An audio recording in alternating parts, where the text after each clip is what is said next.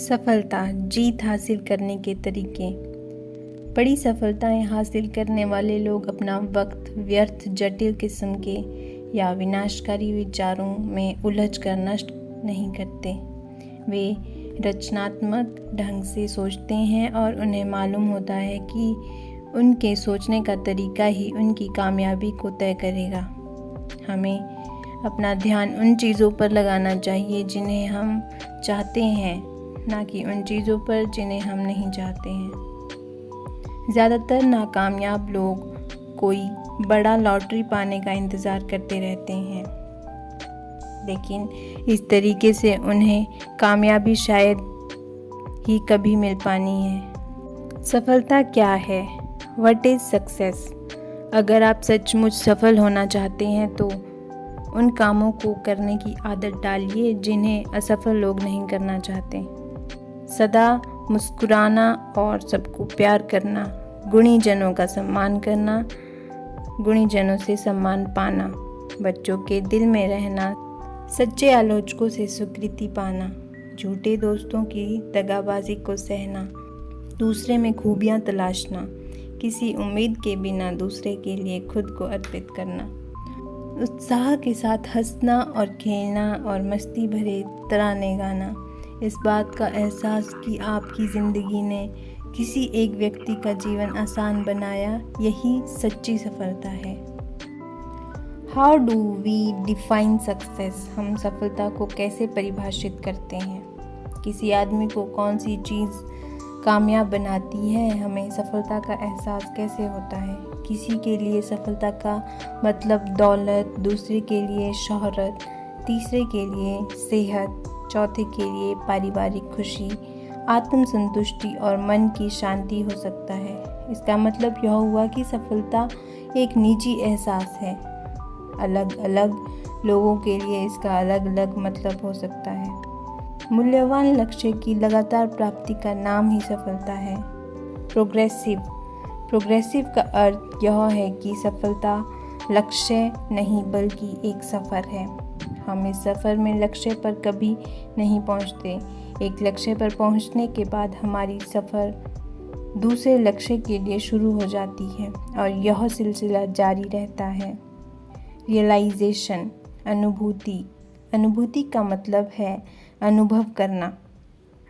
हमें सफलता का एहसास बाहरी चीज़ों की वजह से नहीं, बल्कि हम इसे अपने भीतर महसूस करते हैं। यह बाहरी नहीं बल्कि अंदरूनी चीज़ है। इसलिए कई बार कोई चीज़ बाहर से सफलता लग सकती है, पर वह हमें अंदर से बिल्कुल खोखली लगती है। वर्थीनेस, सार्थकता का संबंध हमारी मूल्य प्रणाली से है। मूल्य रहित लक्ष्य सार्थक नहीं हो सकते। हम किस दिशा में बढ़ रहे हैं, सकारात्मक लक्ष्य की दिशा में या नेगेटिव लक्ष्य की दिशा में।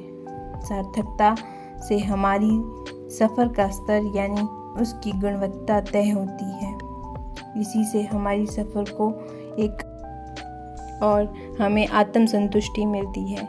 लक्ष्य महत्वपूर्ण है क्योंकि उनके कारण हमें अपनी दिशा का एहसास होता है।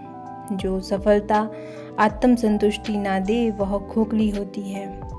मुझे नहीं मालूम कि कामयाबी पाने की कुंजी क्या है, पर हर आदमी को खुश करने की कोशिश करना नाकामयाबी की कुंजी है। कामयाबी का मतलब यह नहीं है कि हर इंसान आपको कबूल और पसंद करे।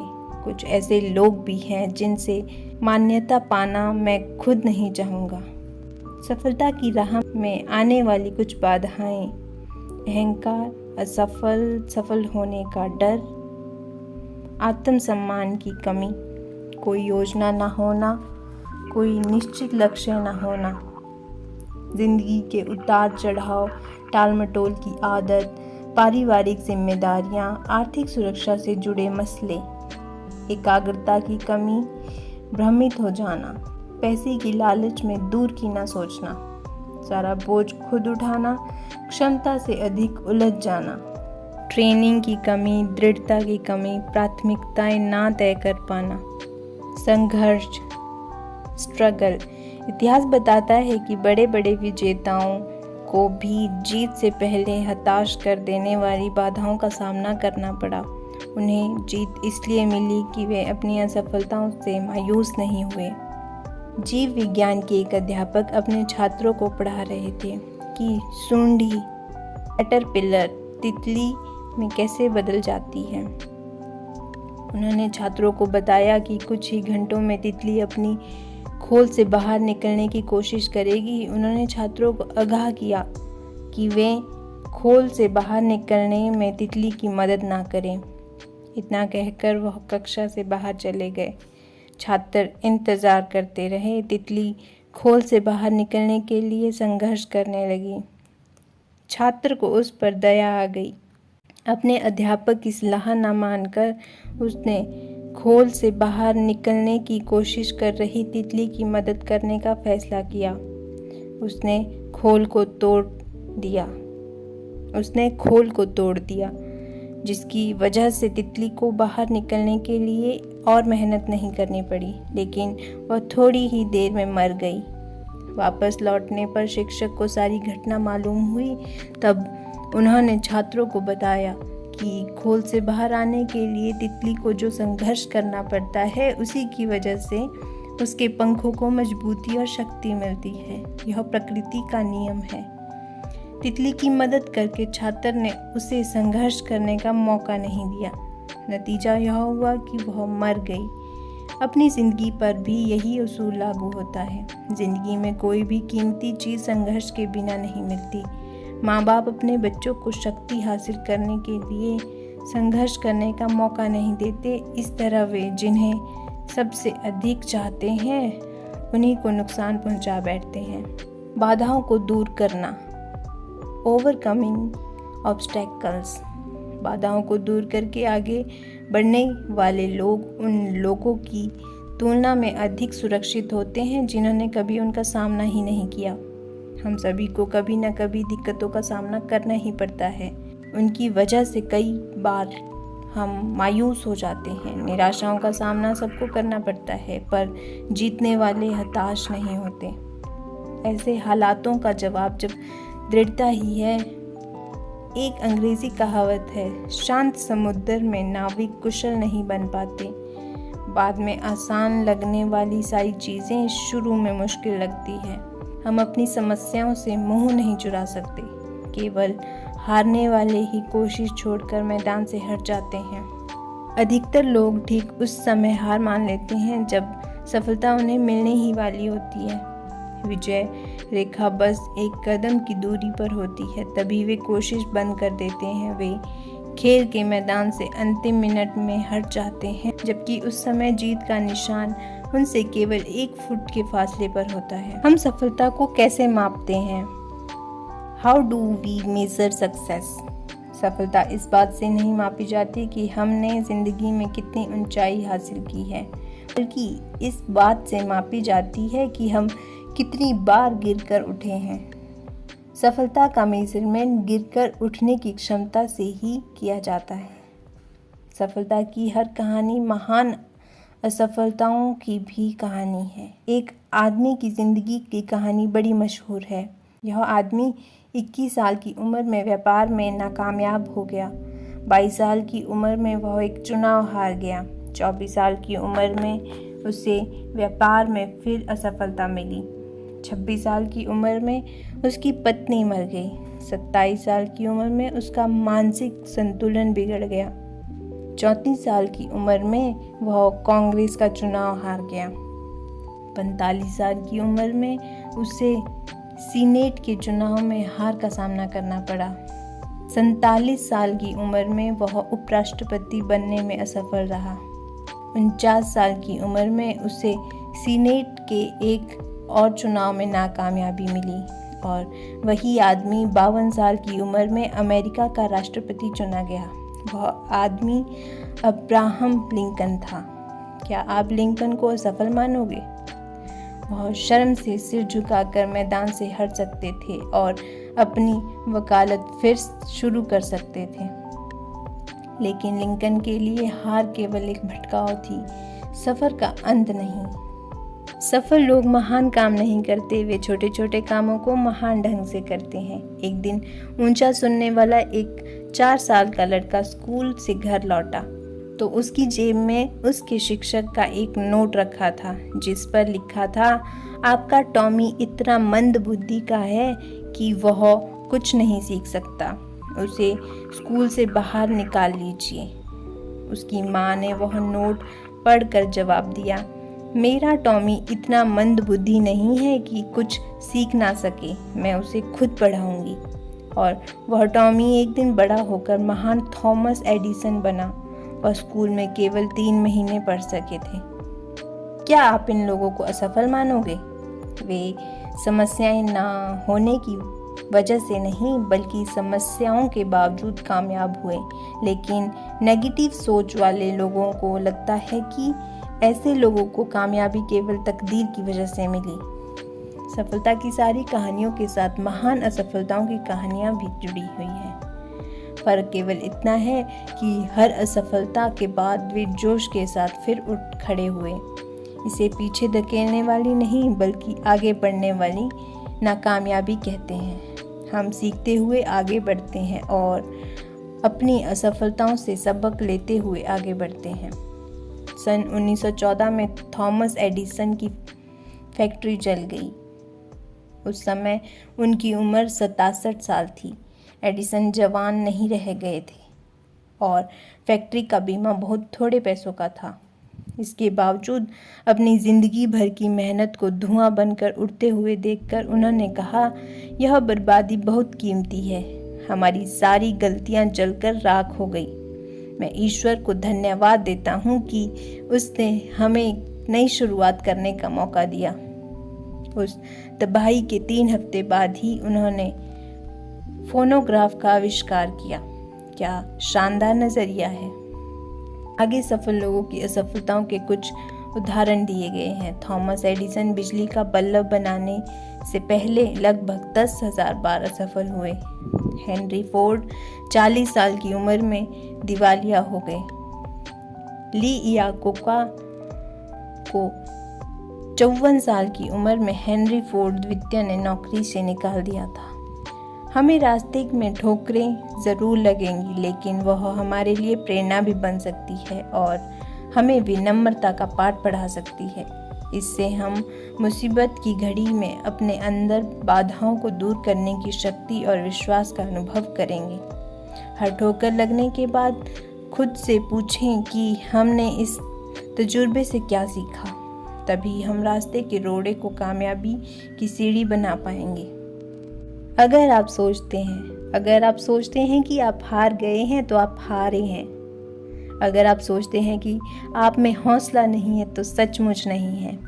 अगर आप जीतना चाहते हैं मगर सोचते हैं कि जीत नहीं सकते तो निश्चित ही आप जीत नहीं सकते। अगर आप सोचते हैं कि हार जाएंगे तो आप हार चुके हैं, क्योंकि हम दुनिया में देखते हैं कि सफलता की शुरुआत इंसान की इच्छा से नहीं, ये सब कुछ हमारी सोच पर निर्भर करता है। अगर आप सोचते हैं कि पिछड़ गए हैं तो आप पिछड़ गए हैं। तरक्की करने के लिए आपको अपनी सोच ऊंची करनी होगी। कोई भी सफलता प्राप्त करने से पहले आपको अपने प्रति विश्वास लाना होगा। जीवन की लड़ाइयाँ हमेशा सिर्फ तेज और मजबूत लोग ही नहीं जीतते, बल्कि आज नहीं तो कल जीतता वही आदमी है जिसे यकीन है कि वह जीतेगा। सबसे बड़ा तोहफा। दुनिया के सभी प्राणियों में मनुष्य शारीरिक रूप से सबसे कमजोर है।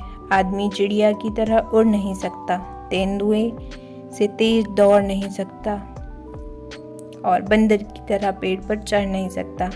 आदमी की आंख चील की तरह तेज नहीं होती, ना ही उसके पंजे और दांत जंगली बिल्ली की तरह मजबूत होते हैं। जिस्मानी तौर पर आदमी बेहद लाचार और असुरक्षित होता है। वह एक छोटे से कीड़े के काटने से मर सकता है, लेकिन कुदरत समझदार और दयालु है। उसने इंसान को जो बड़ा तोहफा दिया है वह है सोचने की क्षमता। इंसान अपना माहौल खुद बना सकता है, जबकि जानवरों को माहौल के मुताबिक ढलना पड़ता है। दुख की बात है कि कुदरत के इस सबसे बड़े तोहफे का पूरा इस्तेमाल बहुत कम लोग कर पाते हैं। असफल लोग दो तरह के होते हैं, वे जो करते तो हैं लेकिन सोचते नहीं।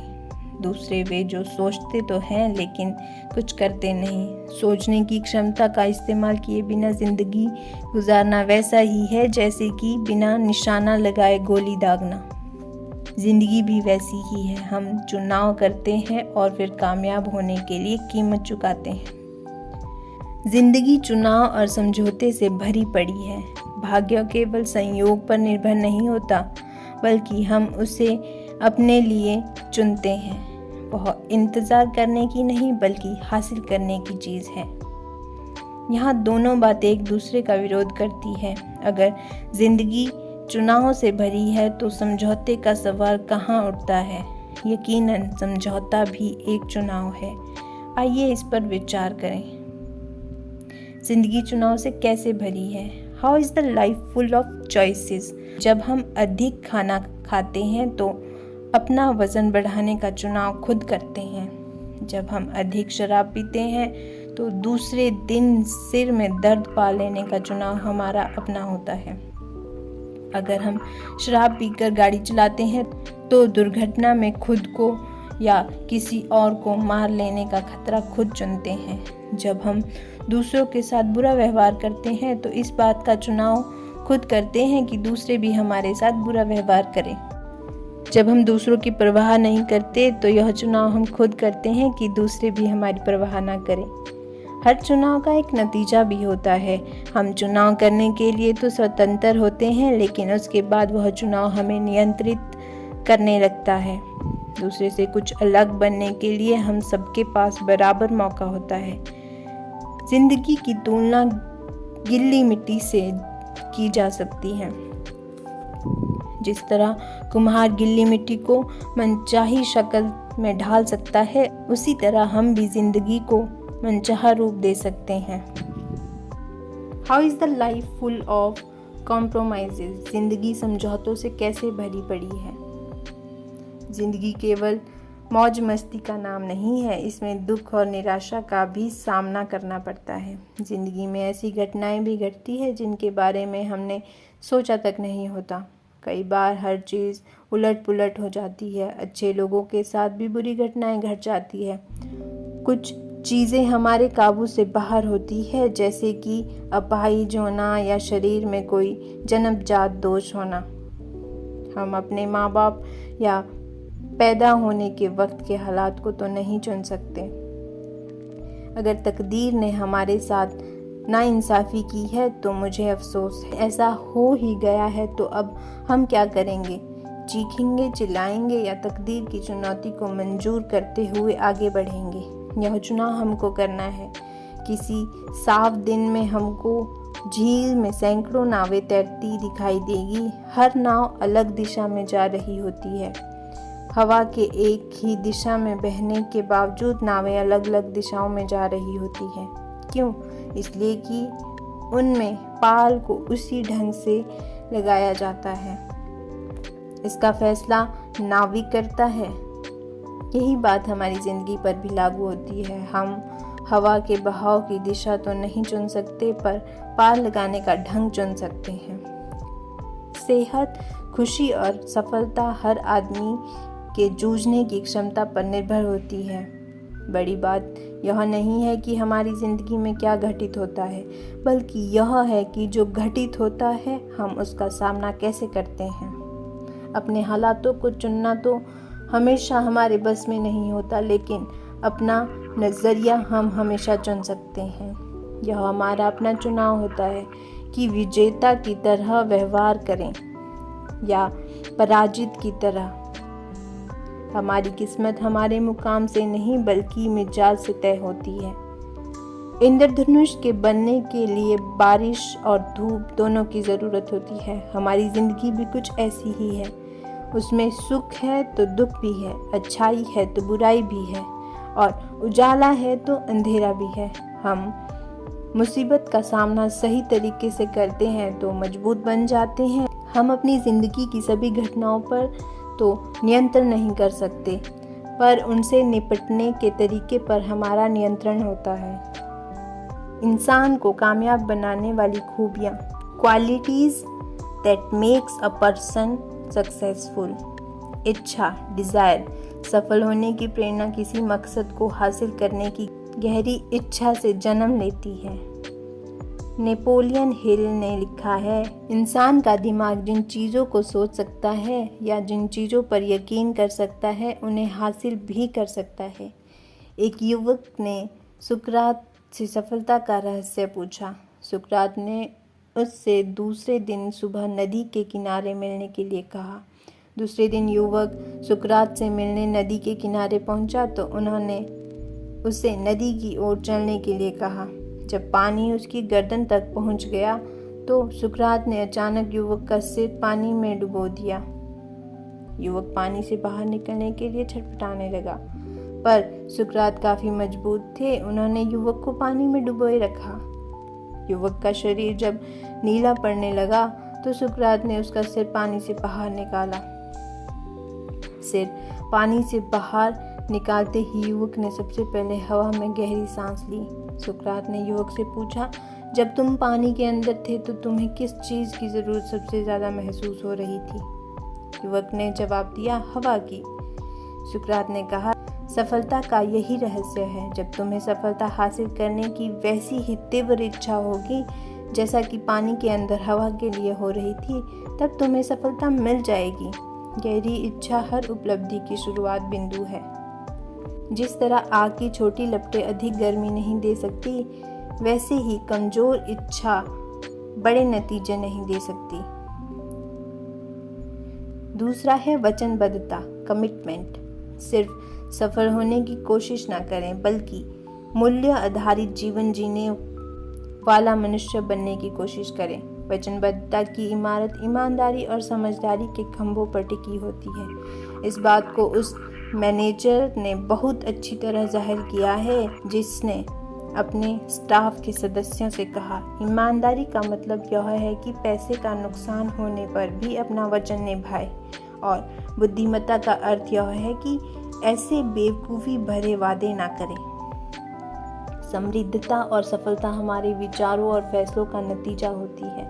हमारे जीवन को कैसे विचार प्रभावित करेंगे, इसका फैसला हमें ही करना है। सफलता इत्तेफाक से नहीं मिलती, यह हमारे नज़रिए का नतीजा होती है। जीत के लिए वचनबद्धता ज़रूरी है। जीत के लिए खेलने और हार से बचने के लिए खेलने में बहुत बड़ा फ़र्क होता है। जब हम जीतने के लिए खेलते हैं तब पूरे उत्साह और वचनबद्धता के साथ खेलते हैं, लेकिन जब हम ना हारने के लिए खेलते हैं तब हमारे खेल में कमजोरी होती है। जब हम हार से बचने के लिए खेलते हैं तो दरअसल हम नाकामयाबी को टालने के लिए खेलते हैं। हम सभी जीतना चाहते हैं, लेकिन जीत की तैयारी की कीमत चुकाने के लिए बहुत कम लोग तैयार होते हैं। विजेता जीतने के लिए वचनबद्ध होते हैं और खुद को उसी मुताबिक ढाल लेते हैं। जीत के लिए खेलने के पीछे कोई प्रेरणा होती है, जबकि हार से बचने के लिए खेलने का कारण हताशा होती है। हमें आदर्श परिस्थितियां कभी नहीं मिलती, वैसी परिस्थितियां कभी बनेगी भी नहीं। आप लक्ष्य तक ना तो किनारे खड़े रहकर पहुंच सकते हैं और ना ही धारा के साथ बहकर। आपको कभी हवाओं के साथ तो कभी हवा के विपरीत नाव खेलनी होगी, लेकिन उसे लगातार खेलते रहना होगा। कभी किसी कोच या खिलाड़ी से पूछे कि सबसे अच्छी और सबसे घटिया टीम के बीच कितना फर्क होता है। दोनों टीमों में खिलाड़ियों की शारीरिक क्षमता, प्रतिभा और योग्यता में बहुत मामूली फर्क होता है। उनके बीच सबसे बड़ा अंतर भावनात्मक स्तर पर होता है। जीतने वाली टीम में समर्पण की भावना होती है, वह अतिरिक्त प्रयास करती है, उसमें जीतने की प्रबल इच्छा होती है। एक विजेता के लिए मुकाबला जीतना बड़ा होता है, प्रोत्साहन उतना ही बढ़ जाता है, प्रेरणा और प्रबल हो जाती है, कार्यक्षमता बढ़ जाती है, जीत का आनंद बढ़ जाता है।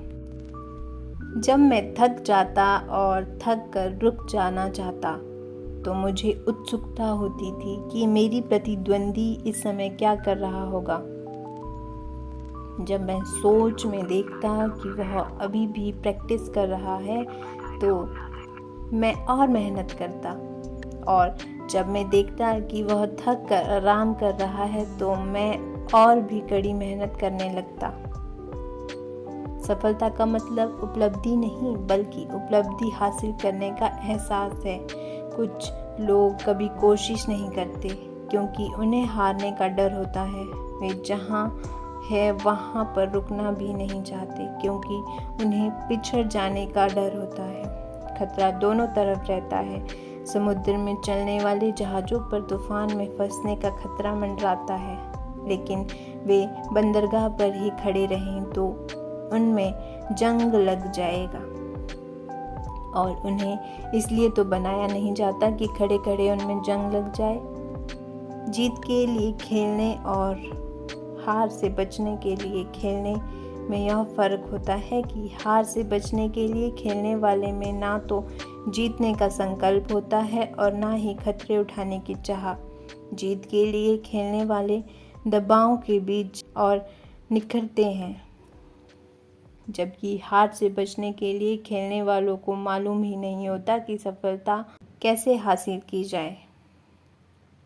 हारने वाले सुरक्षा चाहते हैं जबकि जीतने वाले अवसर तलाशते हैं। हारने वालों को मौत से अधिक जिंदगी से डर लगता है। हमें याद रखना चाहिए कि असफल हो जाना कोई अपराध नहीं है, पर कोशिश न करना यकीनन अपराध है। किसी व्यक्ति के जीवन की क्वालिटी उसके बेहतर काम करने के कमिटमेंट पर निर्भर करती है, फिर चाहे उसका कार्यक्षेत्र कोई भी हो।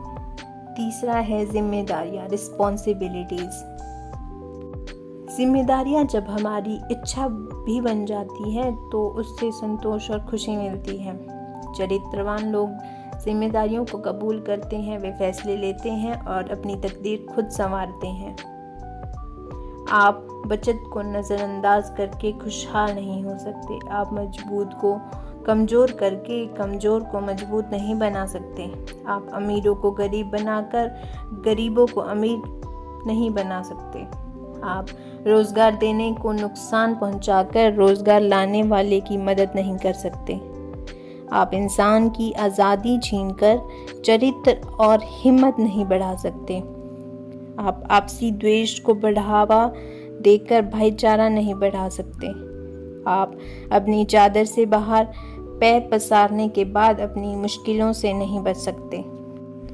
उन कामों को करके जो लोग खुद कर सकते हैं और जो उन्हें करने ही चाहिए, आप उनकी परमानेंट मदद नहीं कर सकते। जिम्मेदार लोग अपनी गलतियों को कबूल करते हैं और उनसे सीखते हैं, लेकिन कुछ ऐसे लोग भी होते हैं जो अपनी गलतियों से कभी सीख नहीं लेते। हम अपनी गलतियों के बारे में 3 तरह का नज़रिया अपना सकते हैं। उन्हें नज़रअंदाज कर सकते हैं, उनसे इनकार कर सकते हैं, उन्हें स्वीकार करके फिर कभी न दोहराने की सीख ले सकते हैं। तीसरे विकल्प को अपनाने के लिए हिम्मत चाहिए। इसको अपनाने में खतरे तो हैं, यह लाभदायक भी है। इसके बजाय अगर हम अपनी गलतियों की पैरवी शुरू कर देते हैं तो दरअसल हम उन पर काबू पाने के बजाय उन्हें अपने जीवन का केंद्र बिंदु बना लेते। जब हालात बिगड़ जाते हैं तो नेगेटिव लोग एक दूसरे पर इल्ज़ाम लगाने लगते हैं। चौथा कदम, कड़ी मेहनत, हार्ड वर्क। भाग्य। मैं भाग्य के बारे में कुछ नहीं जानता। मैंने इस पर कभी भरोसा नहीं किया और जो लोग इस पर एतबार करते हैं मुझे उनसे भी डर लगता है। मेरे लिए भाग्य का मतलब है कड़ी मेहनत और अवसर की पहचान। सफलता इत्तेफाक से मिलने वाली चीज़ नहीं है। इसे पाने के लिए काफ़ी तैयारी और चरित्र की ज़रूरत होती है। ज़्यादातर लोग जीतना तो चाहते हैं, लेकिन जीत हासिल करने के लिए मेहनत और वक्त नहीं लगाना चाहते। सफलता पाने के लिए त्याग और आत्म अनुशासन की ज़रूरत होती है। कड़ी मेहनत का कोई विकल्प नहीं है। हेनरी फोर्ड ने कहा था, आप जितनी कड़ी मेहनत करोगे, भाग्य आप पर उतना ही मेहरबान होगा। दुनिया काम करने की चाह रखने वालों से भरी पड़ी है। कुछ लोग काम करना चाहते हैं और कुछ लोग चाहते हैं कि ऐसे लोग काम करते रहें। मैं आधे दिन काम करना चाहता हूँ, मुझे इसकी कोई परवाह नहीं है कि यह पहले 12 घंटे हैं या बाद के 12 घंटे। जिस तरह किसी आदमी को शब्दकोश के पास बैठे रहने से शब्दों के हिज्जे नहीं आ जाते, उसी तरह कड़ी मेहनत किए बिना किसी काम को करने की क्षमता नहीं आती। अगर लोगों को यह पता चल जाता कि इस कुशलता को प्राप्त करने में मुझे कितनी मेहनत करनी पड़ी है, तो उन्हें मेरा काम बिल्कुल भी आश्चर्यजनक ना लगता। एक आदमी अपने काम में अपनी शक्ति और योग्यता का केवल 25% ही इस्तेमाल करता है। दुनिया उन लोगों का सामना करती है जो अपनी 50% योग्यता तक का इस्तेमाल करते हैं। सार्थक काम के लिए कड़ी मेहनत करने का मौका मुहैया कराकर ज़िंदगी हमें सबसे बड़ा इनाम देती है। कड़ी मेहनत अपने आप में यात्रा की शुरुआत भी है और अंत भी है। इंसान जितनी कड़ी मेहनत करता है, खुद को उतना ही बेहतर महसूस करता है। अच्छे से अच्छे विचारों पर भी अगर अमल न किया जाए तो वे बेअसर हो जाएंगे। इच्छा शक्ति और कड़ी मेहनत के बिना महान प्रतिभाएं भी व्यर्थ हो जाती हैं। हमें कुदरत से सबक लेना चाहिए। बतख पानी के अंदर लगातार पांव चलाती रहती है, पर ऊपर से शांत और कोमल दिखाई देती है। सफलता पाने के लिए कोई जादू की छड़ी नहीं होती। वास्तविक जीवन में कामयाबी काम करने वालों को मिलती है, ना कि दर्शकों को। दुलती मारने वाला घोड़ा गाड़ी नहीं खींच सकता और गाड़ी खींचने वाला घोड़ा दुलती नहीं मार सकता। आइए हम दुलती मारना बंद करके गाड़ी खींचें। कड़ी मेहनत के बिना कामयाबी मिलना नामुमकिन है।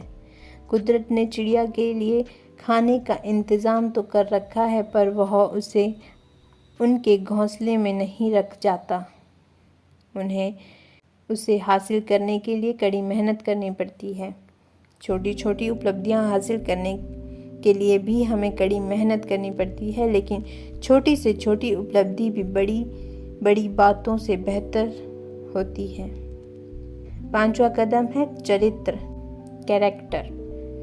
किसी आदमी का चरित्र उसके नैतिक मूल्यों, विश्वासों और व्यक्तित्व से मिलकर बना होता है।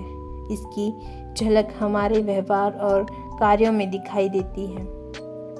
हमें दुनिया के सबसे कीमती रत्न से भी ज़्यादा हिफाजत अपने चरित्र की करनी चाहिए। विजेता बनने के लिए चरित्र आवश्यक है। जॉर्ज वॉशिंगटन का कहना था, मुझे उम्मीद है कि मेरे पास उस चीज़ को कायम रखने लायक दृढ़ता और सद्गुण हमेशा बने रहेंगे जिसे मैं सभी उपलब्धियों में अधिक कीमती मानता हूँ, और वह चीज़ है ईमानदारी, ईमानदार आदमी का चरित्र। ऐसा क्यों होता है कि ज़्यादातर लोग सफलता तो पसंद करते हैं लेकिन सफल लोगों से नफरत करते हैं? जब भी कोई आदमी सामान्य स्तर से ऊपर उठता है तो उसकी टांग खींचने के लिए बहुत से लोग तैयार हो जाते हैं। जब किसी आदमी को पहाड़ की चोटी पर खड़ा देखते हैं तो सोचते हैं कि अवसर ने उसका साथ दिया होगा, लेकिन वह वहाँ तुक्के से नहीं पहुँचा। उसे वहाँ तक पहुँचने के लिए कड़ी मेहनत, मशक्क़त करके चढ़ाई चढ़नी पड़ी है। हमारी ज़िंदगी भी इससे अलग नहीं है। किसी भी पेशे में नाकामयाब लोग कामयाब इंसान से जलते हैं। आपको हाशिए पर बैठे आलोचक हर जगह मिलेंगे। ये लोग ज़िंदगी में खुद तो ज़्यादा आगे नहीं बढ़ पाए, लेकिन काम करने वालों को चीख चीख कर नसीहत देते रहते हैं। आलोचक वह होता है जो दाम तो हर चीज़ों का जानता है, लेकिन उन चीज़ों का महत्व नहीं। अपनी आलोचना कोई पसंद नहीं करता, लेकिन ईमानदारी से की गई आलोचना को अपनाने से हमें सीख मिलती है और हमारा विकास होता है। जिस तरह आलोचकों की वजह से मायूस न होने के लिए चरित्र की ज़रूरत होती है, उसी तरह आलोचकों की बात को गौर से सुनने के लिए भी चरित्र की ज़रूरत होती है। जलन की वजह से की गई आलोचना और ईमानदार आलोचना में फ़र्क करना बेहद ज़रूरी है। कामयाब लोगों के पास यह हुनर होता है। इस हुनर का एक हिस्सा आलोचक के मकसद को समझना है। इसका दूसरा हिस्सा और काफ़ी बड़ा हिस्सा खुद को जानना है। कामयाब लोग खुद को अच्छी तरह समझते हैं, इसलिए उन्हें मालूम हो जाता है कि कौन सी आलोचना सही है। दूसरे लोगों की तरह सफल लोग भी अपनी आलोचना पसंद नहीं करते, लेकिन जब उन्हें कोई आलोचना सच्ची लगती है तो वे उसे शांति के साथ धैर्य से सुनते हैं। चरित्र बहुत से गुणों का मेल है। इंसान का चरित्र निष्ठा, निस्वार्थ भावना, समझ, दृढ़ विश्वास, साहस, वफादारी और दूसरों की इज्जत करने जैसे गुणों का मेल जोल है। कोई खुशनुमा चरित्रवान व्यक्ति कैसा होता है? उसका अपना एक स्तर होता है, उसमें आत्म संयम होता है, वह संतुलित होता है, वह दूसरों का ध्यान रखता है, वह बहाने नहीं बनाता, वह जानता है कि शिष्टाचार और सलीके से पेश आने के लिए छोटी छोटी कुर्बानियाँ देनी पड़ती है। वह अपनी पिछली गलतियों से सीखता है। वह पैसे या ऊंचे खानदान की देन नहीं होता। वह अपने फायदे के लिए दूसरों को तबाह नहीं करता। उसमें दिखावा नहीं बल्कि असलियत होती है। उसमें ऊंचे लोगों की सोहबत में रहने की काबिलियत तो होती ही है, साथ ही आम आदमी वाला अंदाज भी होता है। वह चमत्कार करता है, वह अद्भुत उपलब्धियां हासिल करता है। उसे पहचानना आसान है, लेकिन उसकी व्याख्या करनी मुश्किल है। वह विनम्र होता है, वह जीत और हार दोनों स्थितियों में समानता बनाए रखता है। वह जिम्मेदारियां कबूल करता है। वह भाग्य और प्रसिद्धि का मोहताज नहीं होता। वह कोई नेम प्लेट नहीं होता। उसमें स्थिरता होता है। वह आत्मसंतुष्ट होता है। वह जीतने पर दया भाव और हारने पर समझदारी दिखाता है। इंसान का स्वभाव कुछ ऐसा ही है कि अपनी महानतम उपलब्धियों के क्षणों में वह लापरवाह होने लगता है। कामयाब होने के साथ ही आपको काफ़ी आत्म अनुशासन की आवश्यकता होगी और संतुलन कायम रखते हुए विनम्रता और प्रतिबद्धता का परिचय देना होगा। सफलता हासिल करने से भी अधिक मुश्किल उसे संभालना होता है। कई लोग सफल होना तो जानते हैं, पर सफल होने के बाद उसे संभालना नहीं जानते।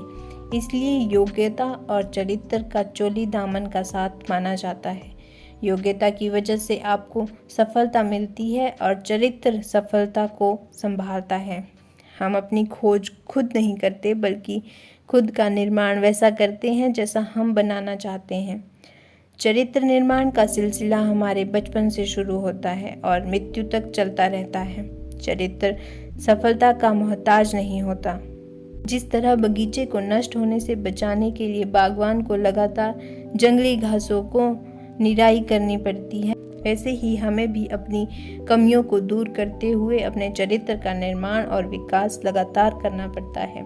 मुसीबत में चरित्र बनता अथवा निखरता है। विपरीत परिस्थितियों में कुछ लोग रिकॉर्ड बनाते हैं तो कुछ लोग टूट जाते हैं। जॉन एफ कैनेडी ने एक बार कहा था कि जब हालात ठीक न हो तो आदमी के चरित्र की पहचान होती है। जब सब कुछ ठीक ठाक चल रहा हो, समझ, दया और शालीनता दिखाना आसान होता है, लेकिन जब हालात खराब होते हैं तो हम पर काफ़ी दबाव होता है।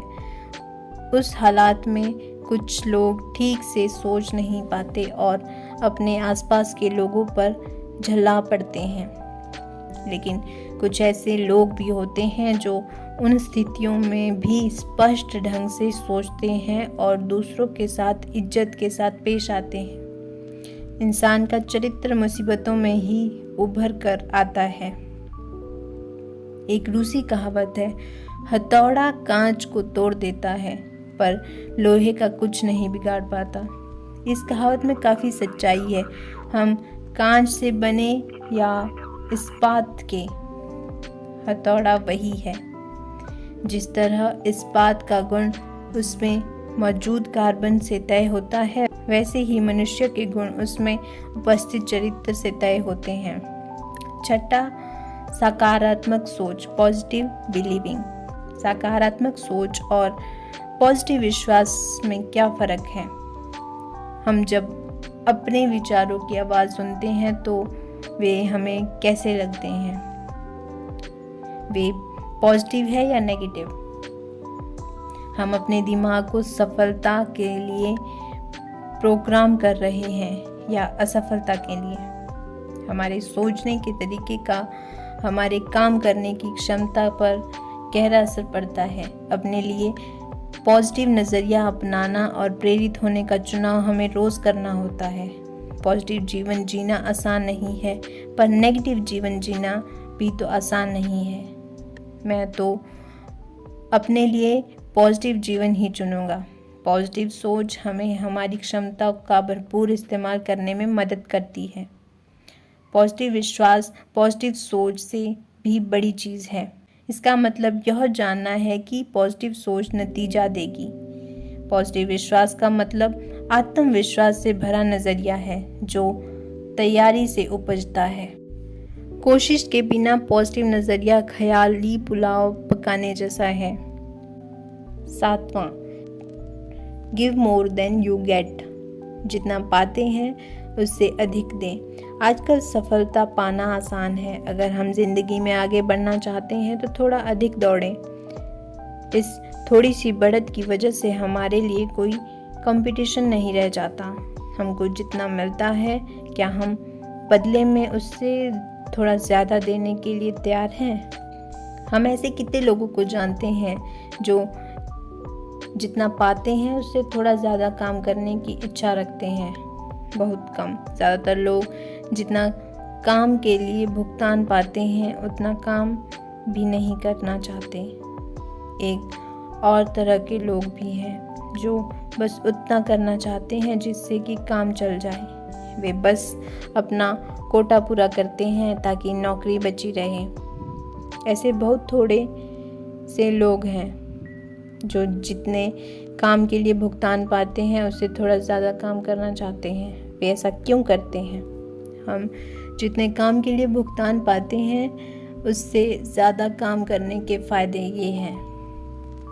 हम खुद को और ज़्यादा महत्वपूर्ण बना लेते हैं, चाहे हम जो भी करते हों और जहाँ भी करते हों। इससे हमारा आत्मविश्वास बढ़ जाता है। लोग हमको लीडर मानने लगते हैं। दूसरे लोग हम पर भरोसा करने लगते हैं। ऊपर के अधिकारी हमारी इज्जत करने लगते हैं। गर्व महसूस होता है और आत्मसंतुष्टि मिलती है। अगर हम थोड़ी सी अधिक मेहनत करें तो हमारे लिए कोई मुकाबला नहीं रह जाएगा। अगर आप किसी के लिए काम करते हैं तो ऊपर वाले की खातिर उसके लिए ईमानदारी से काम कीजिए। कड़ी मेहनत करने वाले लोगों की उम्र, तजुर्बा और शैक्षिक योग्यता जो भी हो, उनकी मांग हर जगह होती है। कड़ी मेहनत करने वाले बिना निगरानी से भी काम करते हैं, वक्त के पाबंद और दूसरों की परवाह करने वाले होते हैं। बात को ध्यान से सुनते हैं और निर्देशों का ठीक ठाक पालन करते हैं। सच बोलते हैं, आपात स्थितियों में बुलाए जाने पर खींचते नहीं हैं। वे काम सिर्फ काम के लिए नहीं बल्कि नतीजों के लिए करते हैं। हंसमुख और शिष्ट होते हैं। कोई भी काम करते समय सोचे कि मैं इसे और सार्थक, वैल्यूएबल कैसे बना सकता हूँ। आदमी भरोसेमंद, जिम्मेदार और नम्र ना हो तो उसकी योग्यता एक बोझ बन जाती है। काफ़ी प्रभावशाली शैक्षिक योग्यता वाले कई बेहद अक्लमंद लोग नाकामयाबी की जीती जागती मिसाल क्यों बने हुए हैं या सामान्य जिंदगी क्यों जी रहे हैं? इसलिए कि उन्होंने किसी काम को अंजाम तक ना पहुंचने देने में महारत हासिल कर ली है और अपने अंदर नेगेटिव ऊर्जा का भंडार जमा कर लिया है। वे जिस काम के लिए भुगतान पाते हैं उसे करना नहीं चाहते। वे केवल उतना ही करना चाहते हैं जिससे उनका काम चल जाए। जब हम जिंदगी में जितना पाते हैं बदले में उससे ज़्यादा देते हैं, या जब हम जितना वेतन पाते हैं उससे ज़्यादा काम करते हैं, तो हमारे मुकाबले में कोई नहीं रह जाएगा। यह नजरिया डिग्री से अधिक महत्वपूर्ण होता है। दृढ़ता की शक्ति। लगातार कोशिश करते रहने के आगे कुछ नहीं टिक सकता, प्रतिभा भी नहीं। इससे ज़्यादा कोई आम बात है ही नहीं कि बहुत सारे प्रतिभाशाली असफल लोग देखने को मिलते हैं। जीनियस भी नहीं, हारे हुए जीनियस तो एक कहावत है। शिक्षा भी नहीं, दुनिया पढ़े लिखे नासमझों से भरी पड़ी है। लगातार कोशिश और दृढ़ इच्छा ही सर्व समर्थ है। अपने सबसे बेहतर स्तर को प्राप्त करने की यात्रा आसान नहीं है। यह रुकावटों से भरी पड़ी है। जीतने वालों में इन बाधाओं को जीतने और पहले से भी ज्यादा संकल्प के साथ वापस लौटने की क्षमता होती है। अपने काम में गर्व महसूस करें। Pride of performance. आजकल की दुनिया में लोगों ने अपने काम से गर्व की भावना को अलग कर दिया है, क्योंकि इसके लिए कोशिश और कड़ी मेहनत की ज़रूरत होती है। पर कोई काम अंजाम तक तभी पहुंचता है जब उसके लिए कोशिश की जाती है। हताश होने पर जल्दी कामयाबी दिलाने वाले गलत रास्तों को अपनाने की इच्छा होती है, लेकिन इनसे बचना चाहिए, भले ही सामने कितनी भी बड़ी लालच हो। गर्व की भावना आदमी के मन में उत्पन्न होती है और उसकी वजह से उसे जीतने वाली बढ़त मिलती है। अपने काम को लेकर गौरव अनुभव करने का मतलब अहंकारी होना नहीं, यह तो विनम्रता भरे आनंद का इंतजार है। 3 लोग ईंटों की चुनाई कर रहे थे। एक आदमी ने पूछा, आप क्या कर रहे हैं? उनमें से एक आदमी ने जवाब दिया, उन्हें दिखाई नहीं देता कि मैं रोजी कमा रहा हूँ। दूसरे ने जवाब दिया, तुम्हें दिखाई नहीं देता कि मैं ईंटें चुन रहा हूँ। तीसरे ने जवाब दिया, मैं एक सुंदर स्मारक बना रहा हूँ। वे एक ही काम को कर रहे थे, लेकिन उसके बारे में उनके 3 बिल्कुल अलग अलग नजरिए थे। क्या उनके नजरिए का उनके काम पर भी असर पड़ेगा? जवाब है, जरूर पड़ेगा। उत्तमता तब हासिल होती है जब काम करने वाले को अपना सबसे उत्तम प्रदर्शन करके गर्व महसूस होता है। हर काम उसे करने वाले का अक्स होता है, चाहे वह कार की सफाई का काम हो, फर्श साफ करने का काम हो या घर की रंगाई करने का काम हो। हर काम को पहली बार ही सही ढंग से कीजिए, फिर हर बार सही ढंग से कीजिए। अब आने वाले कल का सबसे अच्छा बीमा आज अच्छे ढंग से किया गया काम है। अगर किसी आदमी को सड़क साफ करने का काम दिया जाए तो उसे सफाई वैसे ही करनी चाहिए जैसे माइकेल एंजेलो पेंटिंग करता हो, या बीथोवन संगीत की रचना करता हो, या शेक्सपियर कोई कविता लिखता हो। उसे सड़क की सफाई इतनी अच्छी तरह करनी चाहिए कि स्वर्ग और पृथ्वी दोनों जगहों के लोग रुक कर बोलें कि यहाँ सड़क सफाई करने वाला रहता था, जिसने अपना काम गर्व से और बहुत अच्छी तरह किया। किसी काम को अच्छी तरह करने का एहसास खुद में एक इनाम है। शिष्य बनने की इच्छा रखिए, कोई सलाहकार ढूंढिए। ईश्वर और गुरु दोनों सामने खड़े हों तो शिष्य पहले किसे प्रणाम करेगा? भारतीय परंपरा के अनुसार वह पहले गुरु को प्रणाम करेगा, क्योंकि उसकी सहायता और मार्गदर्शन के बिना शिष्य ईश्वर को प्राप्त नहीं कर सकता। सलाहकार या गुरु ऐसा इंसान होता है जिससे बीते कल का तजुर्बा हमारे आने वाले कल को संवार सकता है। किसी सलाहकार को सावधानी से चुनिए। अच्छा सलाहकार हमको रास्ता और दिशा दिखाएगा, जबकि बुरा सलाहकार हमको भटकाएगा। अपने सलाहकार को सम्मान दीजिए। अच्छे गुरु हमारी प्यास बुझाते नहीं बल्कि हमारी प्यास को जगाते हैं। वे हमको उस राह पर आगे बढ़ाते हैं जिस पर चलकर सवालों के जवाब हासिल होते हैं। क्या हम में कामयाबी के लिए ज़रूरी खूबियाँ हैं?